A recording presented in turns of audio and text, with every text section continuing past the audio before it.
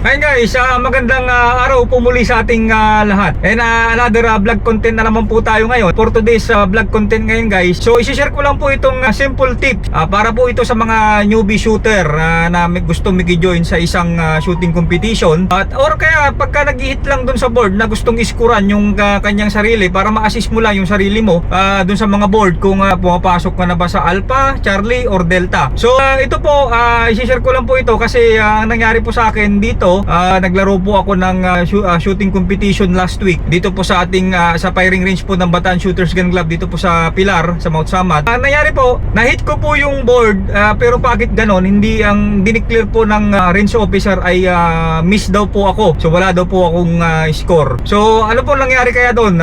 Pwede ba akong pagtripan ng RO or pwede ba kayong pagtripan ng RO kahit kita man natin may tama yung board pero hindi tayo iniskuran? Ayan, so bago po ako mag-proceed, mag-continue sa aking komento. So panoorin po muna natin yung aking video na nalaro dun sa stage na yon, para sa ganun makita po natin on actual kung ano po nangyari. Ayan, panoorin po natin guys.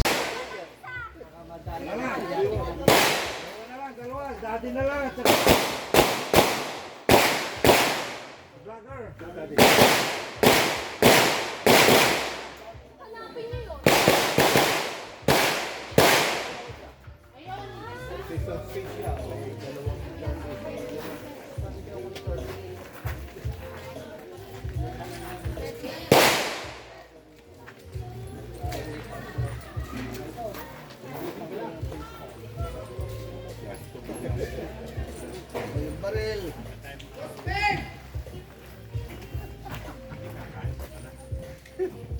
Dalawang stage po. May rapol mo na yan.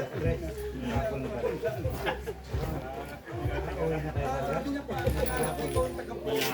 Wala, sorry.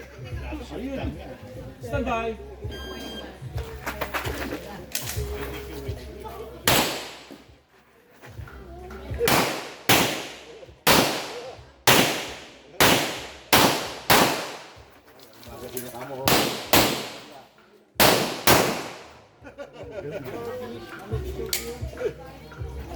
Bala at magasin. Diki mo eh, diki mo.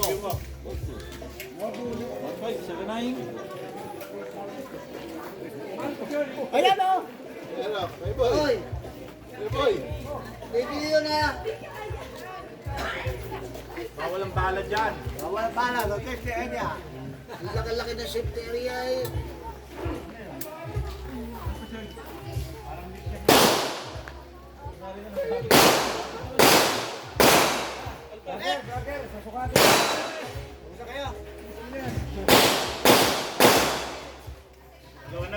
Okay, tingnan natin yung score ko kasi tinatawag ako ng RO eh. Ano ba yun, sir? Tingnan natin yung score ko kasi ano ba yan? Ano ba yan? Ano yan, sir? Explain mo. Miss yan, sir, miss. Hindi po umabot sa tacker line. Ayan, okay. Ayan, so miss.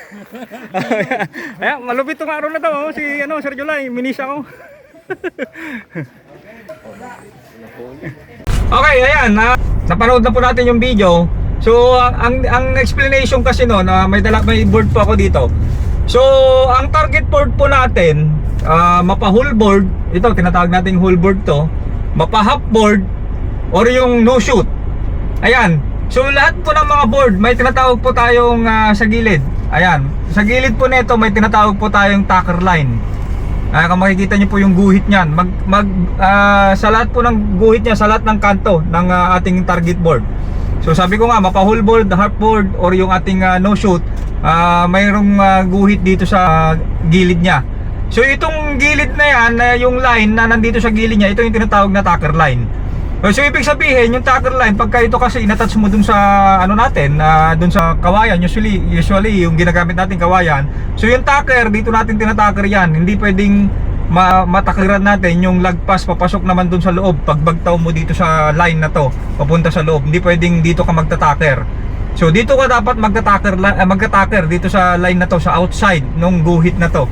Now, kaya nangyari sa akin doon, although ito whole board, pero nangyari kasi sa akin sa laro half board. So dito sa bandang baba niya, let's say ito, yung bandang baba nito ay tacker line. Na-hit ko po yung pinaka tacker line sa baba. O let's say dito na lang. Na-hit ko po dito sa tacker line, pero yung tama ko po ay hindi po dumikit dun sa line. So ibig sabihin, miss po talaga yon. Okay, kung yung tama ko sana ay dumikit man lang dun sa line, ibig sabihin pasok ako sa delta. Ayan. So, ikaso ang problema, hindi po mismo dumikit dito sa tacker line yung aking hindi po dumikit mismo dun sa line yung aking patama. So, kahit may tama yung board, miss pa rin po 'yon. Ayan. So, ganun din po sa no shoot. So, sa no shoot po, kunyari may no shoot ka dito sa baba at na-hit mo yung puti dito sa tacker line, pero hindi mo po yung tama po, hindi po dumikit dun sa line.